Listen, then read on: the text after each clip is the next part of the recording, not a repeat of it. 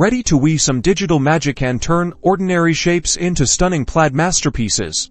Let's jump right into Adobe Illustrator and start by creating a new document. You can use any size you like, but for this tutorial, let's stick with a standard 1920 by 1080 pixel artboard. Next, grab the rectangle tool and draw a square. Hold down Shift while dragging to ensure it's perfectly squared. This square will become the basic tile for our plaid pattern. Now, fill your square with a base color. I'm going with a nice, warm red, but feel free to choose any color that speaks to you. This is where the plaid magic begins. Using the rectangle tool again, draw thin, horizontal rectangles across your square. Vary the colors and widths to create that classic plaid look. Think stripes of blues, greens, yellows, and even darker shades of your base color.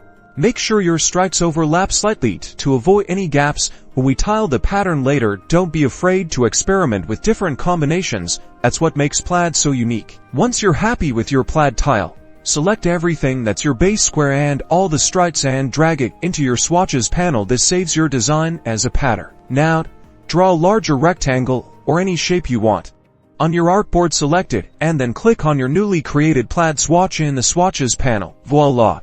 Your shape is now rocking a fantastic plaid pattern. You can adjust the scale and rotation of the pattern by double-clicking the scale tool and rotate tool, making sure you only transform the pattern and not the object. And there you have it. You've successfully created a plaid pattern in Adobe Illustrator. Now go forth and plaidify all the things. Don't forget to like and subscribe for more awesome design tutorials.